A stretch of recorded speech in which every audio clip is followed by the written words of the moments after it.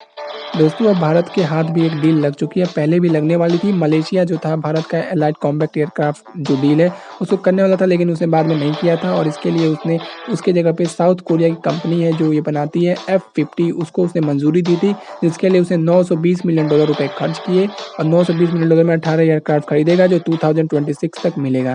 दोस्तों, जो ये आपके लाइट कॉम्बैट एयरक्राफ्ट होते हैं, ये बहुत ही कम सिग्नेचर पैदा करते हैं, जिससे कि ये बहुत मुश्किल से ही रडार की पकड़ में ये आते हैं और उसी के साथ-साथ ये काफ़ी हल्के और कॉम्पैक्ट संरचना और छोटा आकार होता है और इसके जो भारी लड़ाकू विमान होते हैं, उसकी अपेक्षा ये सस्ते होते हैं और इनका जो ऑपरेशनल कॉस्ट होता है, वो काफ़ी कम है। इसलिए इसकी दुनिया भर में माँग है और अब अर्जेंटीना भी भारत से यही विमान खरीदने वाला है। लेकिन मलेशिया ने इसको इनकार कर दिया था। पहले हम देखते हैं कि अर्जेंटीना ने क्या कहा और वो कितने में ये विमान खरीदेगा।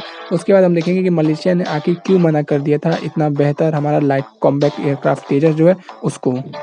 भारत में जो है अर्जेंटीना के राजदूत ह्यूगो ज़ेवियर गोबी के अनुसार अर्जेंटीना भारत से सैन्य हार्डवेयर की एक विस्तृत श्रृंखला खरीदने के इच्छुक है, क्योंकि वह नई दिल्ली से तेजस लड़ाकू विमान, सैन्य हेलीकॉप्टर और ब्रह्मोस मिसाइलों की खरीद के प्रस्ताव पर बातचीत जारी रखे हुए है। उन्होंने ये बताया कि भारत और अर्जेंटीना के बीच द्विपक्षीय संबंध जो है 2019 में रणनीतिक साझेदारी के स्तर तक बढ़ गए थे और दोनों पक्ष तब से अपने जो है बीच रक्षा और सुरक्षा साझेदारी को बढ़ाने की दिशा में काम कर रहे हैं। इसकी रणनीतिक साझेदारी के तहत अर्जेंटीना ने पहली बार भारत के स्वदेशी तेजस हल्के लड़ाकू विमान, जिसे हम लाइट कॉम्बैट एयरक्राफ्ट कहते हैं, उसे हासिल करने में दिलचस्पी दिखाई है। तेजस हवाई जहाज बहुत ही विचाराधीन है। अर्जेंटीना वायुसेना द्वारा भारत और अर्जेंटीना के बीच तेजस की खरीदने की बातचीत बहुत आगे बढ़ रही है।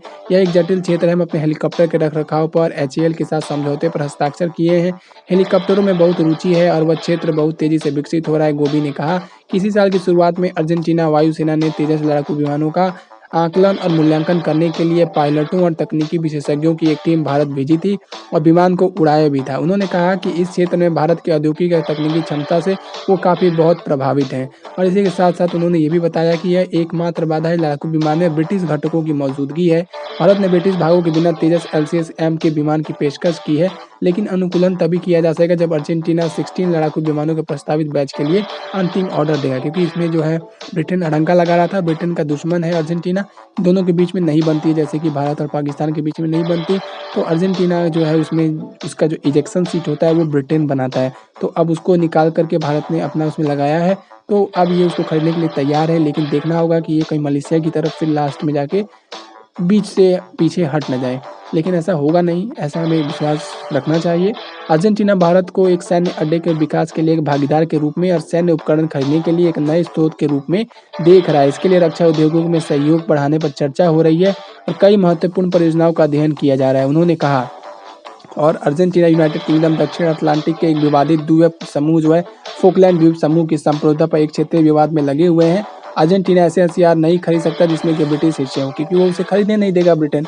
पिछले महीने अर्जेंटीना के रक्षा मंत्री जो थे जॉर्ज एनरिक ने सौदे की चर्चा करने के लिए भारत का दौरा किया था। उन्होंने रक्षा मंत्री राजनाथ सिंह से मुलाकात भी की थी और उन्होंने LCA को देखा भी था जो तेजस है हमारा। अर्जेंटीना अब रक्षा प्लेटफॉर्मों की खरीद के लिए भारत को गंभीरता से देख रहा है, जाहिर सी बात है, और भारत जो है उसको पूरा कर सकता है। इससे भारत का जो एक्सपोर्ट है वो भी तेजी से बढ़ेगा।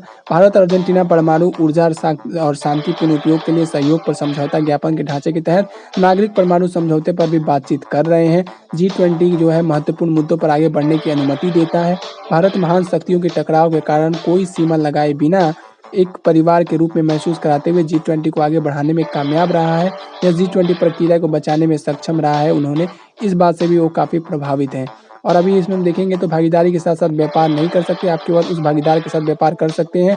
उस स्थिति में आपको अधिक महँगी कीमत पर खरीदना होगा और आपको सस्ती कीमत पर बेचना होगा और ग्लोबल साउथ के लिए यह अस्वीकार्य है। हम विश्व अर्थव्यवस्था को सभी के लिए खुला रखना होगा और देश को सभी के साथ व्यापार करने में सक्षम बनाना होगा, क्योंकि जो है अगर हम देखेंगे तो रूस यूक्रेन युद्ध और अमेरिका और चीन के बीच बढ़ते तनाव में ग्लोबल साउथ पर कई तरह के प्रतिकूल प्रभाव पड़ा, लेकिन सबसे महत्वपूर्ण यह बात है कि इसमें आर्थिक विखंडन को जन्म दिया है। विखंडन कहता है कि आप इसी भागीदारी के साथ व्यापार नहीं कर सकते, आप केवल उस भागीदार के साथ व्यापार कर सकते हैं, ये नहीं हो सकता, वो सबके साथ व्यापार करें।